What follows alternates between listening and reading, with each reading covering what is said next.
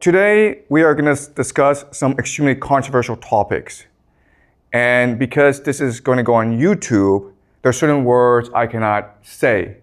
So just to warn you, I will write down these words, but I will not say them, because if I do say them, then I will get censored on YouTube. Today, we're going to look at how evil triumphs. Why is the world so evil? And there's going to be a lot of extremely disturbing topics we're going to discuss. But you're mature, and it's important that we discuss these topics in order to understand how the world works. So let's just start. And we will do a lot of speculation and theorizing in this class. So do not take this as gospel. Do not believe this is the truth.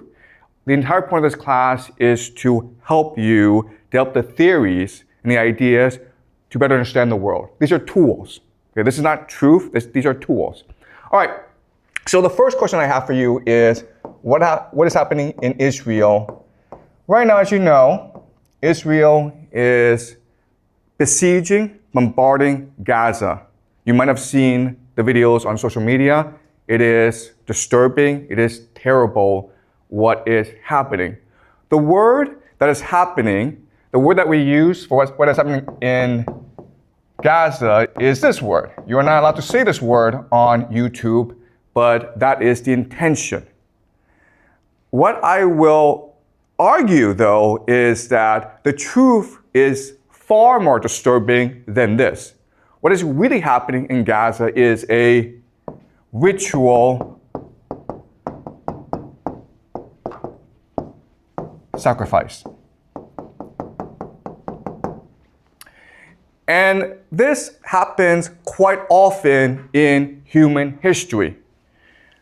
If you go back and you look at the real history of humanity, this happens quite often. Some of the most famous examples are the Aztecs. We've dug up temples of the Aztecs, and inside the temples are thousands and thousands of human skulls. So before they went to war, they practiced human sacrifice. They would commit mass murder of their enemies in public. So the Aztecs were really famous for this. The Phoenicians, specifically the Carthaginians. We will discuss them later this semester, but the Phoenicians were also famous for a particular type of sacrifice, which is child sacrifice.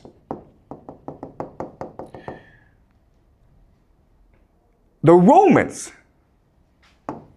wrote histories insulting the Phoenicians for practicing this sort of sacrifice. But the Romans themselves practiced human sacrifice. What they would do is that after every major war, they would capture all the major leaders, all their enemies, and they would parade their enemies through the streets of Rome. This is something called a triumph. At the end of the triumph, they would gather enemies at the temple of Jupiter. Jupiter is their god. And then they would strangle to death their enemies. That's sacrifice. That's human sacrifice. They didn't call it that, okay? And they sort of disguised it, but we know for a fact that they did do this. So the question for us is, why is it that this happens? Why do the Aztecs do it? Why do the Phoenicians do it? Why do the Romans do it? And why is it today the Israelis do it in Gaza? And remember, okay, what the Israelis are doing is quite horrific because it is really this sort of sacrifice. Why? Because 47%, almost half of the population of Gaza is under 18 years old. So the majority of people who are getting killed are in fact children. What is most striking or blatant about what's happening in Gaza is that we can all see it for ourselves. And it's almost as though the Israelis want us to see it and want us to hate them. Right? You can see all over the world, popular opinion is turning against Israel. You have these popular protests all around the world protesting what is happening in Palestine. If they really want to do this, right, there are actually much more effective ways of doing this. For example, you could just poison their water. Or you could poison the air so that everyone in Gaza gets a fast cancer, right? We have the technology to do this. So Israel could do it this secretly and no one would talk about it. And in 20 years' time, 30 years' time, the population of Gaza would all be gone. It would be a very secret, right? Instead, they choose to do this in front of the world. And my argument to you is that this is intentional. They want the world to hate them. Because by doing this, they create the ultimate taboo. Right? We find this disgusting and contemptuous, so the entire world will unite against Israel. But guess what? That's what their religion wants.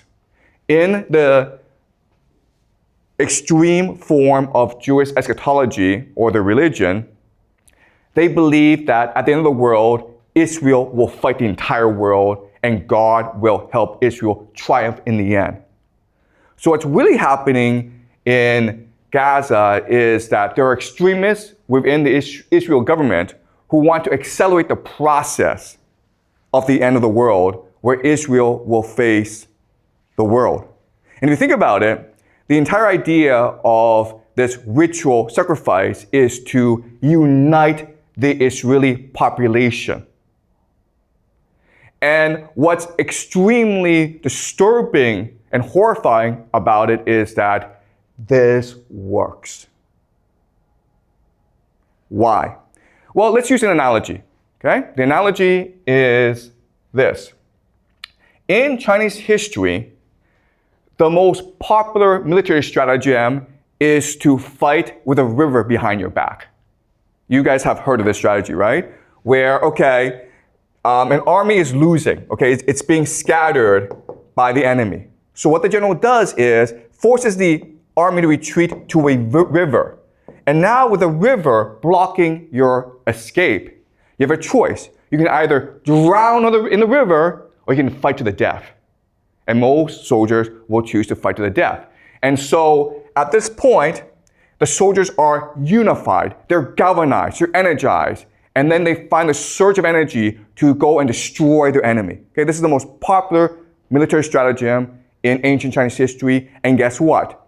It's the same as Israel doing this right now in Gaza. It's the same logic. Yes? You have a question? So what is the river for the Israel? That's a good question. What's the river right here, right? The river is a taboo, right? What's the worst thing you can do in modern society? Killing children, guys, right? So there's no exit for Israel. You either go all the way or the world comes and destroys you anyway. And in fact, what's really interesting is that if you go online, you will see Israelis go around the world and causing trouble everywhere. They're going to start fights. They shout death to the Arabs on public buses in the Western world. It's intentional. They want to unite themselves by dividing the world, by angering the world. Okay? Does that make sense? All right. So this is all very disturbing, and I want to slowly unpack, reveal to you how this works. Okay? So